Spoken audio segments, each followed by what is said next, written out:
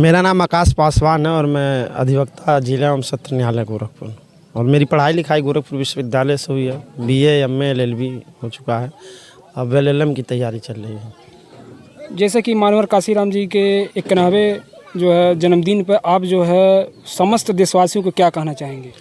मान्यवर कांशीराम साहब बहुजनों के मसीहा हैं। उन्होंने इस देश में एक ऐसे कम्युनिटी जिसके अंदर राजनीतिक, सामाजिक हर प्रकार की चेतना शून्य हो चुकी थी। एक तरह ऐसे समझ लीजिए, अगर मान्यवर कांशीराम साहब नहीं आए होते तो हम और ये पूरा उत्तर प्रदेश, क्या भारत, बाबा साहब को जान नहीं पाता। अगर बाबा साहब जब इस दुनिया से चले गए तो उनकी जो विचारधारा थी वो लगभग मर चुकी थी, तो उनकी मरती हुई विचारधारा को वापस से इन्होंने जिंदा किया। यूं ही नहीं, इनको बहुजनों का मसीहा कहा जाता है। इन्होंने साइकिल से चढ़ करके पूरे भारत में इस मिशन, इस मूवमेंट को जिंदा किया। आज उसी का फल है। देखिए आप, गांव-गांव में ऐसे कार्यक्रमों का आयोजन हो रहा है। बहुसंख्यक आबादी के लोग, SC, ST, OBC and minority के लोग इससे जुड़ रहे हैं, इन चीज़ों को पढ़ रहे हैं, समझ रहे हैं। जैसे कि बाबा साहब हैं, चाहे मानवर काशीराम जी हैं, जैसे समाज में ये बोला जाता है कि ये जो है दलित समाज के नेता हैं, और जैसे कि अगर जनरल कास्ट का कोई नेता हो तो उन्हें जो बोला जाता है कि सर्व समाज के नेता हैं, तो इस पे आपका जो है क्या विचार है? ये भ्रांति है। देखिए, जब किसी भी व्यक्ति को सीमित करना हो, उसका दायरा सीमित करना हो, तो उस पर जाति का टैग लगा दिया जाता है। डॉक्टर बाबा साहब अम्बेडकर राष्ट्र नायक हैं। आधुनिक भारत में किसी भी आंदोलन की आप कल्पना कर ही नहीं सकते हैं डॉक्टर अम्बेडकर के बिना। वो चाहे किसानों का आंदोलन हो, ये लोग किसानों का आंदोलन कर रहे हैं। सबसे पहले इस देश में श्रम कानून डॉक्टर बाबा साहब अम्बेडकर ने लागू किया। 16 घंटा काम करने की अवधि को घटा करके 8 घंटा किसी ने किया? डॉक्टर अम्बेडकर ने। तो अगर आप मजदूरों का आंदोलन कर रहे हैं, उसमें डॉक्टर अम्बेडकर का जिक्र नहीं कर रहे हैं, वो आंदोलन अधूरा है। इस देश में 1942 में मैटरनिटी लीव महिलाओं को मिला। अब वो चाहे अपर कास्ट की महिला हो, लोअर कास्ट की महिला हो, बहुजन की महिला हो, अगर वो पब्लिक फंडेड सेक्टर में काम करती है, प्राइवेट सेक्टर में काम करती है, तो आपके घर में भी महिला हैं, हमारे घर में, हमारे घर की जो महिला है, उनको हर महीने एक विशेष प्रकार का दर्द से गुजरना पड़ता है। उनको उस दर्द में भी काम करना पड़ता था। डॉक्टर बाबा साहब अम्बेडकर ने उस दर्द को समझा और मैटरनिटी लीव, मातृत्व अवकाश का व्यवस्था किया। अब वो चाहे अपर कास्ट की महिला हो, ठाकुर, ब्राह्मण, क्षत्रिय, किसी भी जाति की महिला हो, उसको मैटरनिटी लीव मिलता है। तो किसकी वजह से मिलता है? डॉक्टर बाबा साहब अम्बेडकर की वजह से मिलता है। हिंदू कोड बिल डॉक्टर बाबा साहब अम्बेडकर ने दिया, हिंदू मैरिज एक्ट दिया, और ये पूरे देश में रहने वाले हर टेरिटरी पर समान रूप से लागू होता है। तो बाबा साहब के द्वारा किया गया कोई भी काम किसी जाति, विशेष धर्म के लिए नहीं, उन्होंने ग्लोबल लेवल पे काम किया। इस देश में रहने वाले हर मानव के लिए, हर व्यक्ति के लिए काम किया। तो बाबा साहब को सीमित करने के लिए ये जो टैग दे दिया गया दलितों के नेता, एक तो जो हमारे वैचारिक विरोधी, उन्होंने ये चाल और षड्यंत्र को गढ़ा और बहुत हद तक इसमें कामयाब हुए। रही कुछ ही कसर हम खुद पूरा करते हैं, क्योंकि मैंने अक्सर मंचों पर देखा, हमारे समाज के लोग जब बाबा साहब का नाम लेते हैं तो दलितों, शोषितों, पीड़ितों के मसीहा, जब आप ही उनको टैग कर दे रहे हैं कि दलितों को, में से हम कभी नहीं कहते। हम सीधे बाबा साहब को आधुनिक भारत का राष्ट्र निर्माता कहते हैं, राष्ट्र नायक कहते हैं, विश्व रत्न कहते हैं। भारत रत्न कह के आप उनको बहुत सीमित कर देते हैं, वो विश्व रत्न थे। तो हमको भी उनका जो एक मिथक है उसको काउंटर करना है, और हमको ये प्रयास करना चाहिए कि हम अपने द्वारा कभी उनको दलितों का नेता ना कहें। वो पूरे सर्व समाज के, पूरे ग्लोबल लेवल के नेता हैं। 2 ही 4 लोग ऐसे हुए हैं व्यक्ति जो पूरे वैश्विक स्तर पर लीडरशिप को छाप छोड़ पाए। उनमें से एक डॉक्टर बाबा साहब भीमराव अम्बेडकर हैं, जिनकी पूरी दुनिया कायल है। किसी से कोई छुपा नहीं, उनकी प्रतिभा, विलक्षण प्रतिभा के धनी थे। उनको क्लासरूम के बाहर रखा गया, उसके बाद भी वो पढ़े, संविधान लिख दिया इस देश का। कोई भी व्यक्ति, बहुत भी विद्वान हुए, उनके समकालिक रहे, पंडित जवाहरलाल नेहरू वगैरह, जितने भी अपर कास्ट के लीडर लोग रहे, किसी में वो जहमत और हिम्मत नहीं थी कि संविधान लिख दें। हमारे बाप ने लिखा, क्योंकि उनके अंदर वो कैपेबिलिटी थी, वो स्किल था, वो उनके अंदर योग्यता थी। उन्होंने अपने योग्यता से उनको जवाब दिया। तो हमें यही कोशिश करनी चाहिए, हम खुद उनको दलितों का लीडर न कहें। हम जब भी उनका नाम लें, विश्व रत्न कहें, और आधुनिक भारत के राष्ट्र निर्माता का यही उनका परिचय होना चाहिए मेरे हिसाब से। जब मानवर साहब जब अपनी मिशन लेके जब निकले तो उसमें जो है नारों का बहुत योगदान था। बिल्कुल। तो आप जो है 2-4 नारों का ऐसा जो जिक्र करिए जो मन को जो झकझोर देता है सुनने के बाद। देखिए, मान्यवर कांशीराम साहब जब काम कर रहे थे तो थोड़ा सा पीछे चलते, जब देश आज़ाद हुआ है, जिसमें सबसे पहले पिछड़ा वर्ग आयोग का गठन होता 1953 में, तो उस आयोग का जो गठन हुआ उसमें सबसे अहम भूमिका रही बाबू शिवदयाल सिंह चौरसिया की, महामना राम स्वरूप वर्मा की, बाबू जगदेव प्रसाद कुशवाहा सहित उस समय जितने भी सोशल लीडर थे, मान्यवर कांशीराम साहब, सब ने भागीदारी की लड़ाई लड़ी। डॉक्टर राम मनोहर लोहिया भी उसी समकालिक थे, उन्होंने भी सामाजिक लड़ाई लड़ रहे थे वो लोग भी। तो अभी 13 मार्च बीता और 13 मार्च को शिवदयाल सिंह चौरसिया का जयंती था। शिवदयाल सिंह चौरसिया के बारे में बहुत चीज़ें नहीं पता, मैं बता देता हूँ आपके चैनल के माध्यम से। आज भारत में मैं विधि व्यवसायी हूँ, मैं अधिवक्ता हूँ, वकालत करता हूँ। तो आज भी महीने 15 दिन पे लोक अदालत लगता है।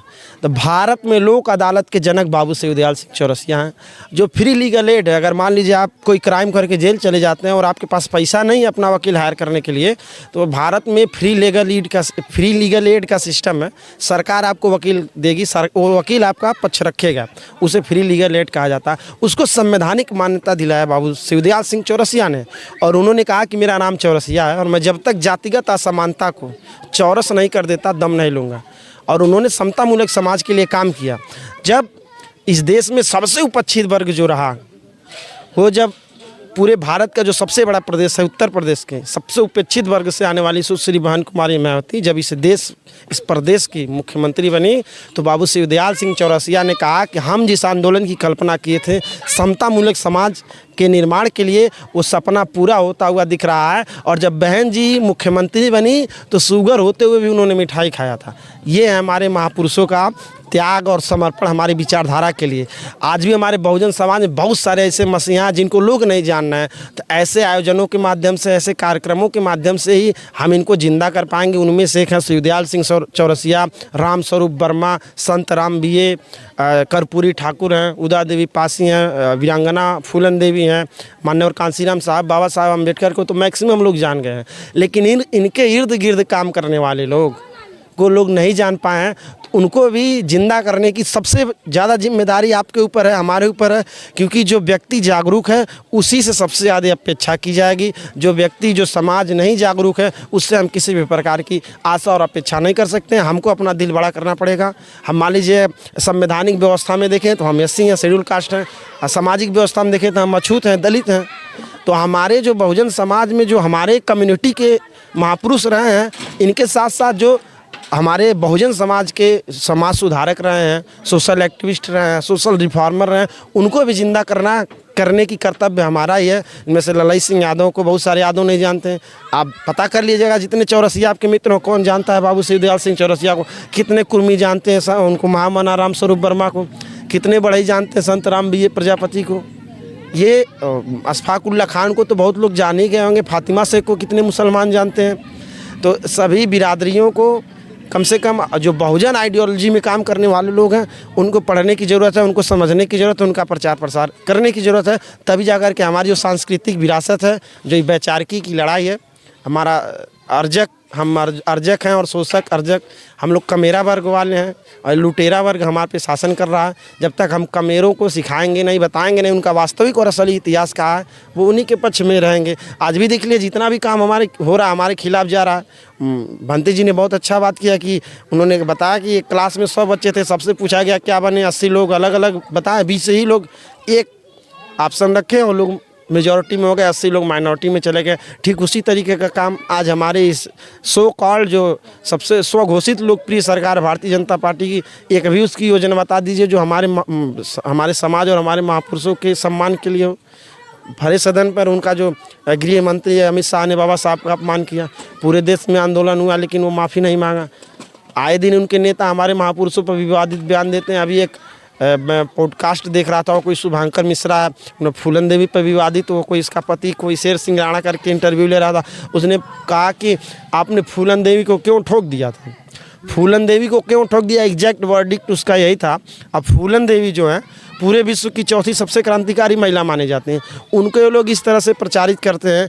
तो हमको भी अपने महापुरुषों का नाम लेने से पहले आदर्श सूचक शब्द लगाना है, सम्मानित तरीके से नाम लेना है। अभी जितने ओबीसी में जाएंगे जो लोग नहीं अवेयर हैं, वो लोग मायावतिया कहेंगे, अखिलेशवा कहेंगे, चंद्रशेखर भाई को गरियाएंगे सब। उनमें चले जाइए, उनके जो लीडर हैं तो लोग क्या कहेंगे, मोदी जी, योगी जी, अटल जी। और हमारे लोगों को क्या कहेंगे, अखिलेशवा, मुलायमा, लालू, मायावतिया। तो जो परिवर्तन की लड़ाई है, पहली लड़ाई सांस्कृतिक स्तर पर लड़ना पड़ेगा, भाषा के स्तर पर, और हमें हमेशा अपने नेता के सम्मान के साथ उसका नाम लेना पड़ेगा, तब जाकर के हम किसी भी लड़ाई को जीत पाएंगे। युवा जो वर्ग हैं अपने हमारे चैनल के माध्यम आप क्या कहना चाहेंगे? देखिए, सबसे ज़्यादा जिम्मेदारी युवाओं की है। किसी भी विचारधारा, किसी भी संगठन, किसी भी पार्टी को अगर सफल होना है, चाहे जो सफल हुए हैं उनके जब इतिहास का आप अध्ययन करेंगे तो देखेंगे उसको सफल बनाने में सबसे अगली पंक्ति में कोई खड़ा था तो युवा थे, छात्र थे। तो इस वैचारिकी को बढ़ाने और बचाने की लड़ाई में सबसे बड़ा दिल करना होगा युवाओं को, और अपना कीमती समय निकाल कर के आ करके इस मिशन मूवमेंट को लगाना होगा। हम लोग 2400 घंटा 24x7 अपने मिशन और विचारधारा के लिए समर्पित हैं। छुट्टी के दिन भी हम लोग हर कार्यक्रम करते हैं। छुट्टी के दिन भी अगर कोई ऐसा कार्यक्रम रहता है तो हम अपना काम छोड़ करके जाके सामाजिक काम करते हैं। तो मैं जो भी युवा इस वीडियो को देख रहे हैं, मैं उनसे वही आग्रह करूंगा, आप लोग भी अपने समाज के प्रति सचेत होइए, अपनी विचारधारा को लेकर के क्लियर होइए और अपने महापुरुषों को पढ़िए, उनके संघर्षों को समझिए। बाकी कुछ आपको समझना है नहीं। आप जैसे ही पढ़ लेंगे, एक बार आप बाबा साहब को पढ़ लेंगे, आप कभी आपका मोरल नहीं डाउन होगा। एकदम चैलेंज के साथ मैं कह रहा हूँ, आप कभी भी जो इतने बहुजन समाज की युवा इस वीडियो को देख रहे हैं, आजकल डिप्रेशन का दौर चल रहा है। कम नंबर पा जाएंगे डिप्रेशन हो जाएंगे। किसी नौकरी की तैयारी किए, रिजल्ट हमारे फेवर में नहीं आया तो हम डिप्रेशन में चले जाएंगे।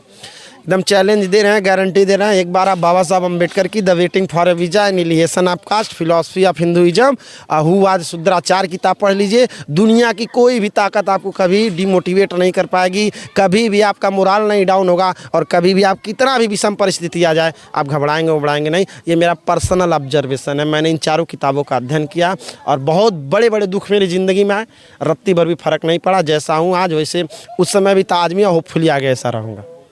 आपको हमसे बात करने के लिए बहुत बहुत धन्यवाद। बहुत बहुत धन्यवाद आपका टाइम देने के लिए। बहुत धन्यवाद संचालक महोदय जी, काफी देर से पेशेंस रखे हुए थे, क्योंकि हम बिलीव करते हैं good speaker also good listener. एक बहुत अच्छा वक्ता जो है बहुत अच्छा श्रोता भी होता है।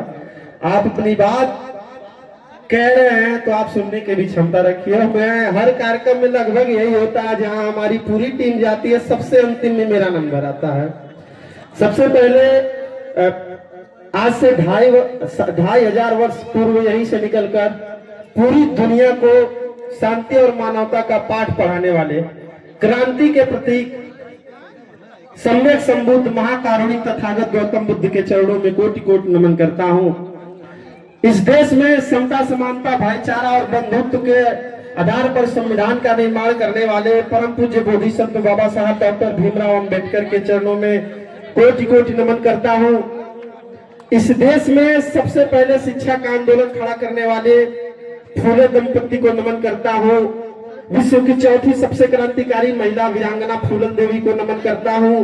प्रथम स्वतंत्रता संग्राम 1857 में एक साथ 36 अंग्रेजों को मौत के घाट उतारने वाली अदम्य साहस एवं शौर्य की प्रतीक वीरांगना उदा देवी पासी के चरणों में कोटि कोटि नमन करता हूं। साथ ही साथ बहुजन समाज में जन्मे सभी संत गुरुओं, महापुरुषों, अमर शहीदों, वीर वीरांगनाओं के चरणों में कोटि कोटि नमन करते हुए आज माननीय कांसीराम साहब के जयंती पर आयोजित इस कार्यक्रम में आए हुए आप सभी सम्मानित साथियों को मैं हृदय की गहराइयों से सादर नमो बुद्धाय जय भीम के साथ क्रांतिकारी इस्तकबाल करता हूं। साथियों, ये कार्यक्रम बहुत देरी से चल रहा है और लगभग अपने अंतिम दौर में है। कार्यक्रम अपने समापन की ओर है। मैं बहुत देर से सुन रहा था, बहुत सारे वक्ताओं ने अपने वक्तव्य में भारत को हिंदुस्तान कह के संबोधित किया। मैं आप लोगों को बताना चाहूंगा, जब भारत के संविधान का पहला पन्ना पलटेंगे तो पहली लाइन में लिखा है कि India that is a Bharat, Bharat that is a India shall be union of state. Baba Saheb इस बात को जानते थे कि जिस दिन मैं इस दुनिया से चला जाऊंगा, जब इस देश की सामंतवादी पूंजीवादी सरकार सिस्टम पर आएगी तो लोग भारत को पूरी तरह से हिंदुस्तान बनाने की कोशिश करेंगे। उन्होंने इसका काउंटर संविधान के पहले ही पेज पर लिख दिया, India that is a Bharat, Bharat that is India.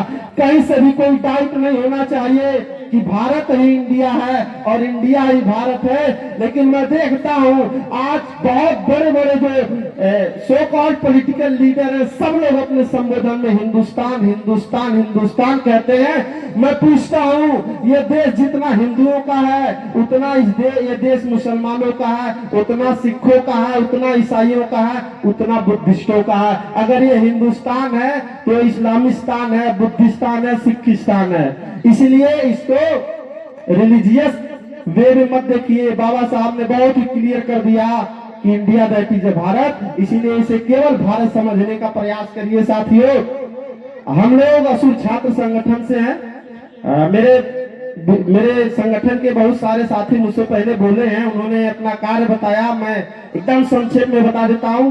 हमारे छात्र संगठन का नाम है असुर, Ambedkarite student union for right.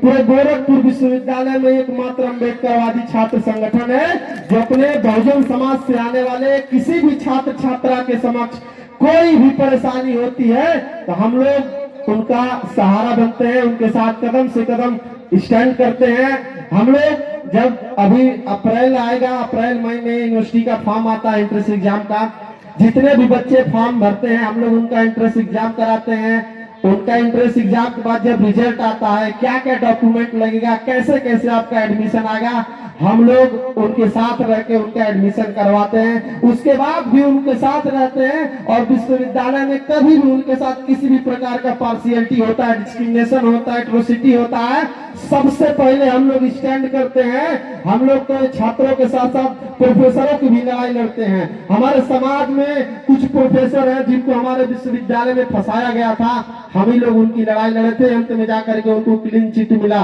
तो हम लोग शिक्षा, स्वास्थ्य, रोजगार पर बात करते हैं। इस कार्यक्रम की सबसे बड़ी खूबी मैंने देखा इस कार्यक्रम में महिलाओं की काफी अच्छी संख्या में भागीदारी रही, उपस्थिति रही। और मेरा व्यक्तिगत रूप से मानना है, डॉक्टर बाबा साहब अम्बेडकर बहुत बड़े समतावादी थे। उन्होंने कहा था कि मैं किसी समाज की उन्नति इस आधार पर मापता हूं कि उस समाज की महिलाओं ने कितना तरक्की किया।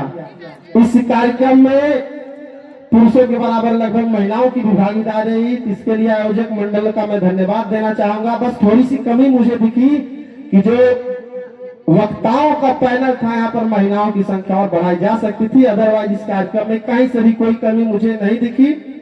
और तीसरा, मान लीजिए हम विधि व्यवसायी हैं, जिला एवं सत्र न्यायालय गोरखपुर में वकालत करते हैं। मेरा पर्सनल ऑब्जर्वेशन है, मैं 2018 में गोरखपुर विश्वविद्यालय में पढ़ने गया। मैंने देखा कि हमारे समाज के जो मैक्सिमम स्टूडेंट हैं वो वोकल नहीं है। मैं चैलेंज के साथ कहता हूं, जिस दिन आप लोग वोकल होना शुरू हो गए, आपकी आधी समस्या उसी समय खत्म हो जाएगी। आप लोग बोलना शुरू करिए, पहले बोलिए। इट डजंट मैटर कि आप सही बोल रहे हैं कि गलत बोल रहे हैं, लेकिन पहले बोलिए। पहले गलत बोलेंगे तभी सही बोल पाएंगे। बाकी आज माननीय कांसीराम साहब का जयंती है, उनके बारे में बहुत वक्ताओं ने पूरे इतिहास को एकदम विस्तार से बताया।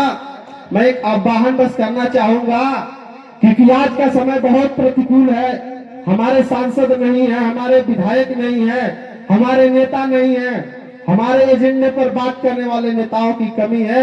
आज हम सदन में देखते हैं केवल भाई चंद्रशेखर आजाद ही एक ऐसे सांसद हैं जो बहुजनों के मुद्दे पर बुलंदी से अपनी आवाज को रखते हैं। बाकी उनके अलावा जितने भी एससी के सांसद हैं, एसटी के सांसद हैं, किसी भी सोशल जस्टिस के मुद्दे पर, एससी एसटी के मुद्दे पर कि कभी भी अपना स्टैंड क्लियर नहीं करते हैं। ऐसे लोगों की संख्या बढ़ाने की जरूरत है।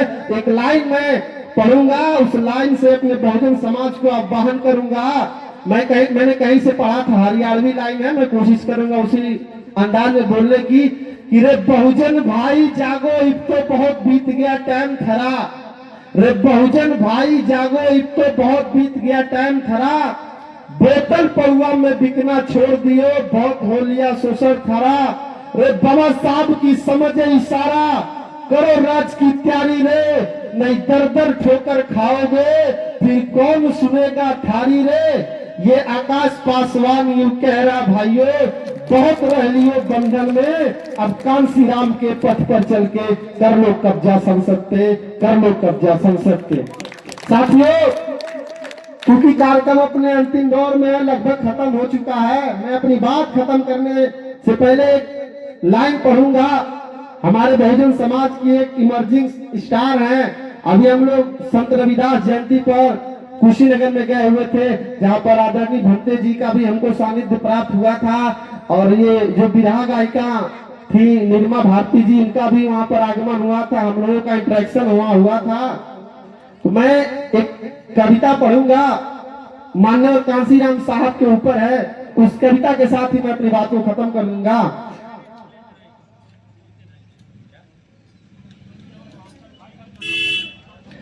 ये कविता है, ये 4 लाइन की कविता, और ये बताएगी कि माननीय साहब कौन है। तो बहुजन के वास्ते जिसे घर छोड़ना पड़ा, बहुजन के वास्ते जिसे घर छोड़ना पड़ा, बहुजन के वास्ते जिसे घर छोड़ना पड़ा, वो कांसी राम था कभी कमजोर ना पड़ा, वो कांसी राम था कभी कमजोर ना पड़ा। बन के दीवाना भीम का मिशन बढ़ाने को, बन के दीवाना भीम का मिशन बढ़ाने को, बन के दीवाना भीम का मिशन बढ़ाने को, माँ बाप से रिश्ता भी जिसे तोड़ना पड़ा, माँ बाप से रिश्ता भी जिसे तोड़ना पड़ा। एक बार की मैं बात बताता हूँ आपसे, एक बार की मैं बात बताता हूँ आपसे।